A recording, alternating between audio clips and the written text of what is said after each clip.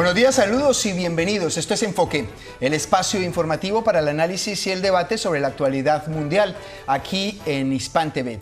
En la próxima media hora analizaremos las repercusiones que puede tener la apertura de la explotación de petróleo, gas y la minería en el Parque Nacional de Yasuní, en la Amazonía ecuatoriana. Aunque fue uno de los caballos de batalla y seña de identidad de los últimos 7 años de gobierno del presidente de Ecuador, Rafael Correa, el mandatario ponía hace pocos días el punto final a la iniciativa Yasuní ITT, que proponía dejar bajo tierra 920 millones de barriles de petróleo. Se calcula que es el 20% de las reservas comprobadas del país. Todo esto a cambio de recaudar unos 2.700 millones de euros. El incumplimiento de los compromisos por parte de la comunidad internacional sería la razón principal de la cancelación de esta iniciativa. Para conocer más sobre esta situación hemos invitado a don Abel Esteban de la ONG Ecologistas en Acción. Bienvenido. Muchas gracias, buenos días. Y completa nuestra mesa de debate y de discusión el día de hoy Patricia Villarroel. Ella es periodista ecuatoriana y corresponsal del diario El Universo. Bienvenida. Muchas gracias por la invitación. Y yo voy a comenzar preguntándoles a ustedes, para que nos hagamos una idea de qué es lo que estamos hablando. ¿Qué representa, y usted como ecuatoriana, Patricia, qué representa el Parque Natural Yasuní para Ecuador y para el mundo entero? Bueno, son 982.000 hectáreas. Es una verdadera joya de la naturaleza en la que sobreviven 100.000 clases de insectos, 150.000 tipos de anfibios, hay miles de especies de aves, de mamíferos, de plantas. Entonces realmente es una joya de la naturaleza que se ha puesto en peligro después de la decisión del gobierno ecuatoriano de finalmente explotar los campos, los 3 campos, ¿no?, a los que hace referencia el proyecto de Yasuní ITT. ¿Y qué nos podría decir también, Abel? Porque si bien es una joya que está en Ecuador, también en la región del Amazonas es muy amplia, habría otras zonas así de valiosísimas. ¿O cómo es? ¿Por qué es tan importante esta? Bueno, como decía Patricia, el Yasuní se considera uno de esos lugares únicos, una reserva del Pleistoceno con unos niveles tremendos de biodiversidad de diferentes especies, tipos de animales, plantas y organismos. Y desde luego que es un lugar único por algunas de las zonas, además, los pocos niveles de intervención que ha tenido. No obstante, es un lugar maldito, ¿no?, por esos recursos que están en el subsuelo y que pone en peligro la otra faceta del Yasuní, que sería esa oportunidad para un cambio de paradigma a un mundo bajo en petróleo que se plantease renunciar a recursos fósiles que están en el subsuelo y que en muchos casos puede no merecer la pena el explotarlos. A ver, usted lo ha dicho, tener tanta riqueza muchas veces parece ser una maldición, porque como lo han señalado ambos, vamos a ver más detenidamente qué es lo que contiene Yasuní. Es esa área de alta biodiversidad, como nos decían nuestros dos invitados, en la selva amazónica, con más especies en una sola hectárea que en toda Europa juntas, y por eso fue declarado Reserva de la Biosfera por la UNESCO. La riqueza natural de esta zona estaría en peligro. En plena selva amazónica se encuentra uno de los lugares más increíbles del mundo, Yasuní. Este parque nacional ecuatoriano ocupa cerca de 10.000 kilómetros cuadrados y es la zona más biodiversa del planeta. Allí vive una de las mayores variedades genéticas de animales y plantas de todo el mundo. Esta selva cuenta con el mayor número de especies de árboles por hectárea de la Tierra. Existen 150 especies de anfibios, 120 de reptiles, casi 600 de aves y unas 200 de mamíferos. Para hacernos una idea, este parque tiene más especies animales por hectárea que toda Europa junta. En la flora se han identificado más de 2.100 especies, aunque se estima que existen alrededor de 3.100. Su inmensa diversidad también se refleja en la gran cantidad de especies animales de agua dulce que contiene y las más de 100.000 clases de insectos por hectárea. Por todo esto, en 1989 la UNESCO declaró al Parque de Yasuní como Reserva de la Biosfera. Pero hablar de Yasuní es también hablar de petróleo. Para proteger este paraíso natural, el gobierno ecuatoriano declaró 700.000 hectáreas del parque zona intangible. Esto conlleva que tiene que ser protegida de la minería, la extracción petrolífera, la tala de árboles o cualquier actividad que pudiera alterar la biodiversidad de la región. No respetar esto supondría poner en peligro uno de los lugares más llenos de vida del planeta.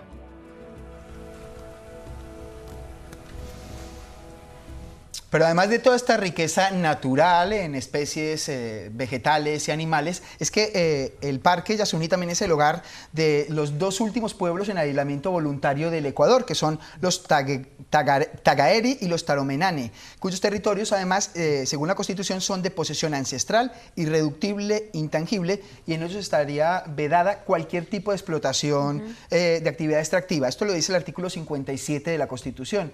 La pregunta, Patricia, es, ¿se está incumpliendo ya la Constitución de antemano? Sí, de cierta manera, con esta decisión se pondría en riesgo precisamente ese deseo de estos pueblos de estar totalmente alejados de la civilización, pero aunque es verdad que algún ministro ha llegado a decir que al final no están dentro del área que se explotaría del Yasuní, que podrían permanecer en ese estado de incomunicación, ¿no? Yo creo que es importante el preservar también esta riqueza humana, ¿no? que tiene nuestro país, y que bueno, vamos a ver cómo se dan las cosas y a ver si efectivamente no van a ser afectados también estas dos poblaciones.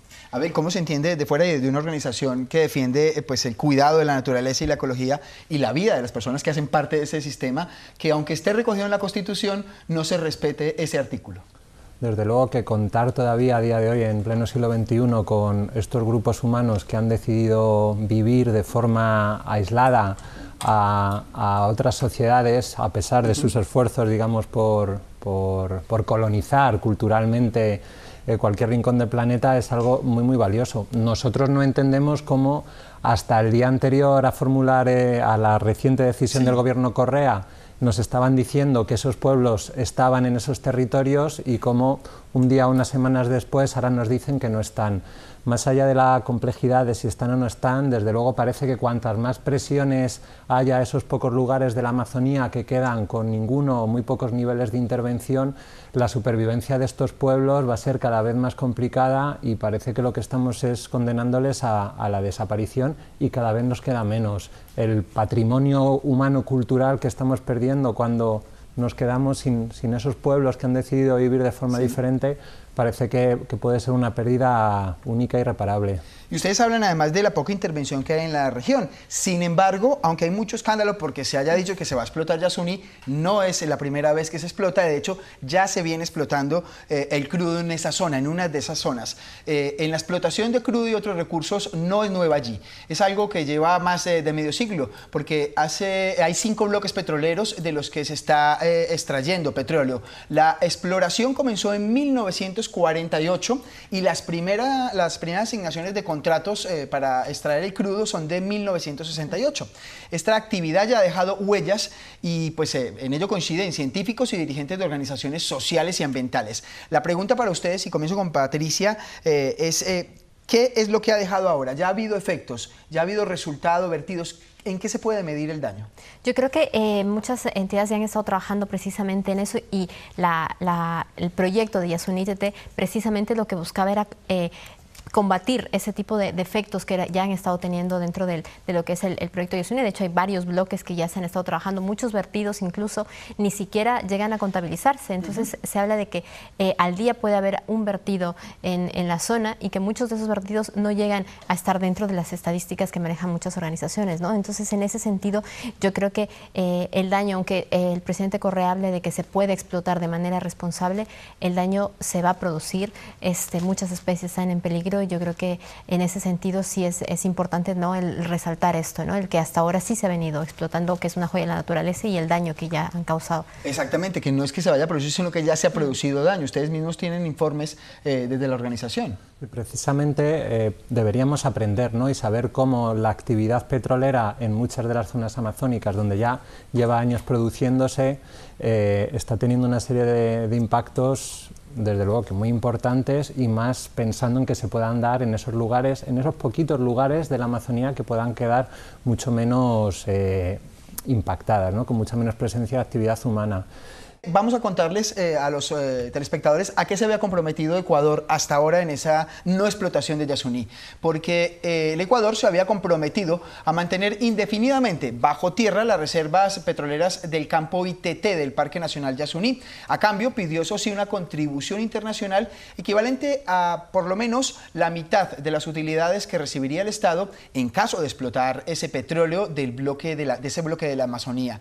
Parecía una gran propuesta cuando lo manifestó el presidente en Naciones Unidas. ¿Qué es lo que ha pasado entonces ahora, Patricia? ¿Por qué si parecía una gran propuesta ahora pierde fuelle? Bueno, yo creo que al final el proyecto arrancó fue una propuesta del gobierno cuando asumió el poder Rafael Correa, pero en realidad yo creo que se ha ido desinflando porque el país no apostó por una política realmente de protección del medio ambiente. Fue más bien una iniciativa aislada en el que se embarcaron un par de ministerios, pero poco más. En realidad no ha habido una apuesta de todo el gobierno, como sí se ha visto en otras iniciativas, ¿no? Por ejemplo, en el cambiar los estatutos de muchos organismos internacionales, ¿no? Entonces, en este caso, yo sí creo que lo que ha faltado es involucrar a toda la política, a todo el gobierno en una iniciativa y plantear una política externa de protección del medio ambiente.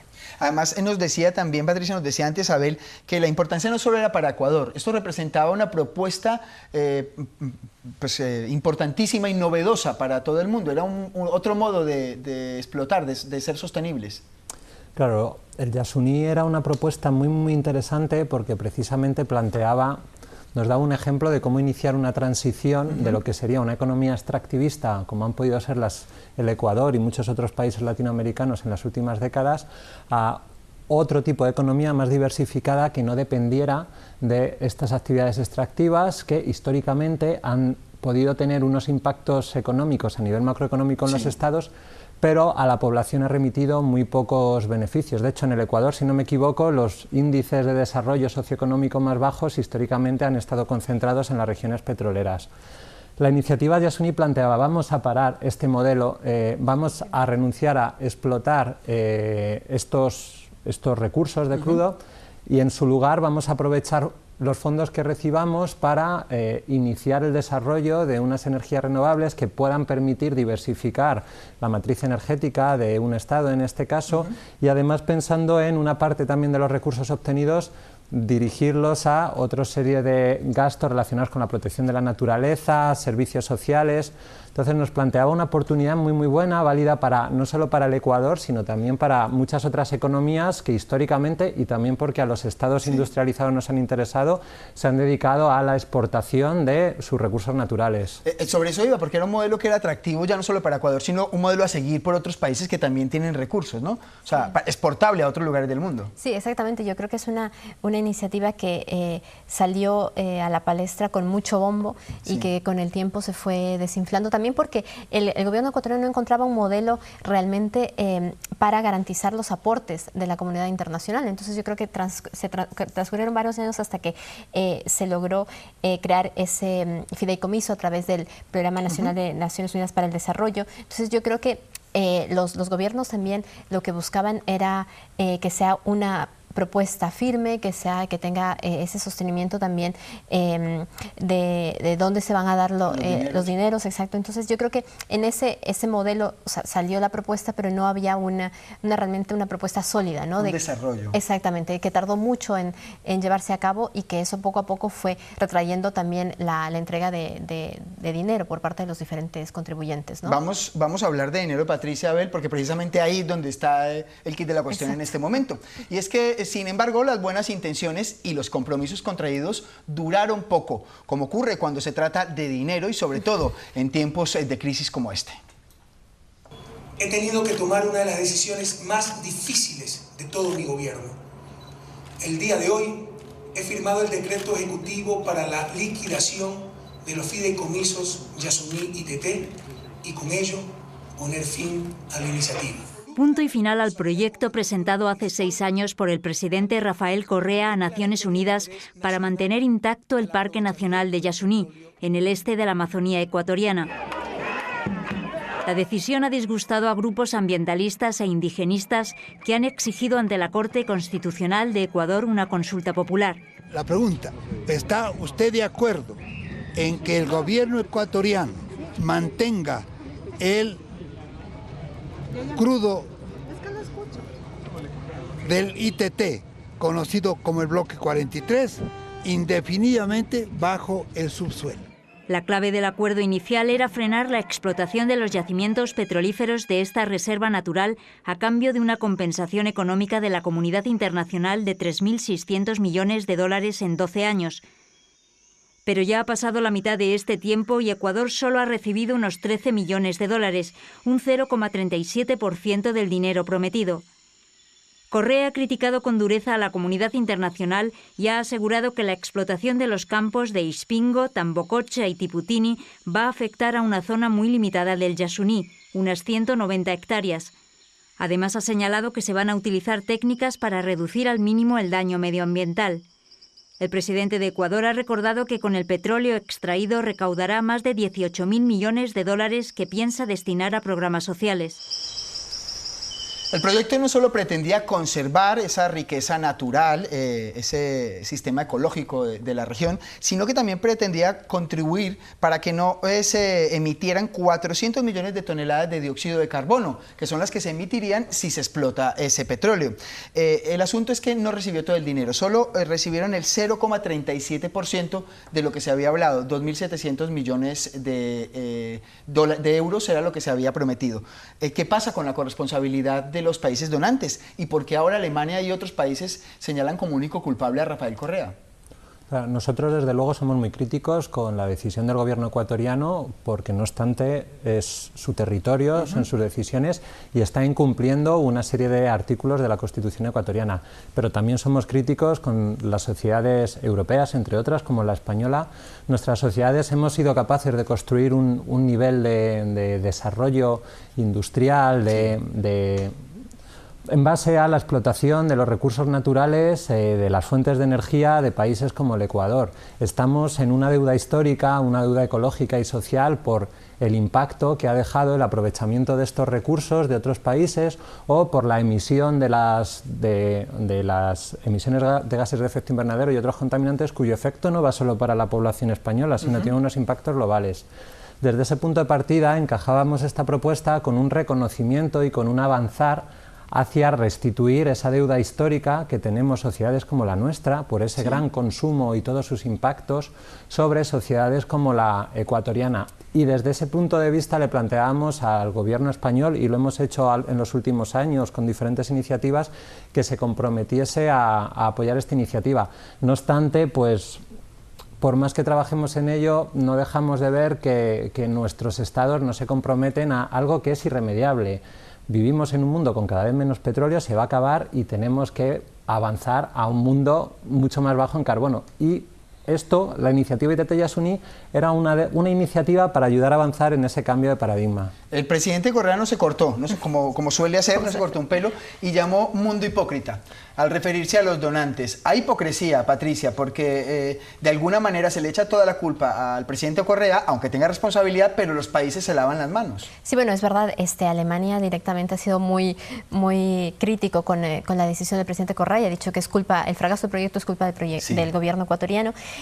Países como España han sido como mucho más recatados. Es verdad que estamos en un mes de agosto donde tampoco es fácil buscar reacciones. Yo la semana pasada hablaba con funcionarios del Ministerio de Relaciones Exteriores y lamentaban, ¿no?, la decisión del gobierno ecuatoriano de no continuar con el proyecto Yasuní ITT, que hablaban de una iniciativa que es novedosa e interesante y que calzaba dentro de lo que son las prioridades de la cooperación española al desarrollo, ¿no? España, como países como Italia, fueron uno de los primeros que decidieron apoyar económicamente a este plan. Yo recuerdo, María Teresa Fernández de la Vega abanderó el apoyo económico para un informe técnico sobre la viabilidad precisamente de lo que era el mantener bajo tierra el petróleo en Yasuní. Y luego también estalló la crisis económica y la verdad es que las prioridades económicas de España cambiaron, ¿no? Hasta hace un año más o menos que yo hablé con Enrique Gracia, él me hablaba de que ahora mismo ya España ya no tiene dinero para el Yasuní. Claro, es que imagínense, así, ¿no? Cuando hablan de que solo se ha cogido el 0,37% de lo que se había prometido, se está hablando de 11 millones de euros recaudados frente a 2.700, que era lo que se pensaba conseguir. Sin embargo, organizaciones ecologistas, Alianza para el Clima, que reúne a 21 países europeos, ha dicho que Berlín tiene buena responsabilidad en este fracaso. O sea, claro, a nosotros Berlín se nos queda un poco más lejos y conocemos mucho mejor nuestro España, por nuestro ejemplo, territorio. La verdad es que con el gobierno del PP yo creo que en ningún momento se ha posicionado a favor y en contra. No obstante, vemos como, bueno, uno de nuestros planteamientos era que la contribución que hiciera nuestra sociedad, el gobierno español, a este proyecto, pudiera venir de precisamente proyectos que implican un alto consumo energético, que decidiéramos abandonar esos proyectos y destinar una parte de esos recursos a apoyar iniciativas como esta. Yo en estos días pienso en esas autovías, esos cientos, miles de kilómetros de autovías que en todo nuestro estado vas por ellas y hay muy pocos coches, con las vías del tren de alta velocidad. Me hace pensar los aeropuertos estos fantasmas. Los aeropuertos fantasmas y tanta inversión multimillonaria o billonaria, podríamos decir, en infraestructuras que implican un alto consumo energético y que tristemente, a pesar de la situación de crisis actual, se han financiado en el pasado y se mantiene su financiación.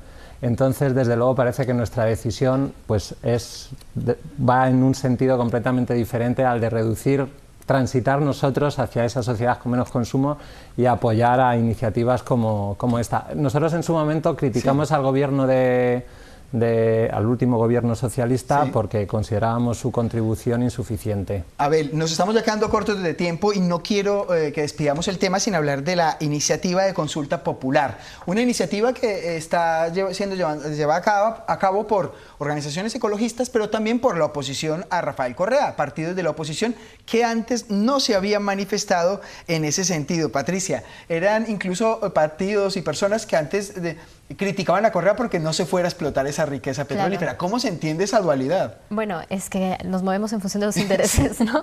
De cómo está la situación en el país. Yo creo que, bueno, de hecho la Constitución ecuatoriana en su artículo 407 habla de que está prohibida la actividad extractiva de los recursos no renovables en las áreas no protegidas y zonas declaradas como intangibles, ¿no?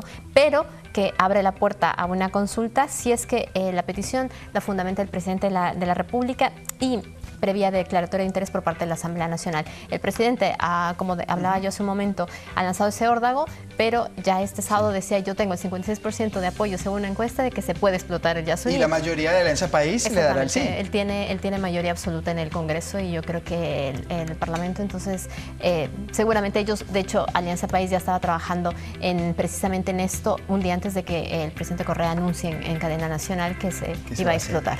Abel, en todo caso una consulta no sobra nunca en ningún sitio, ¿no?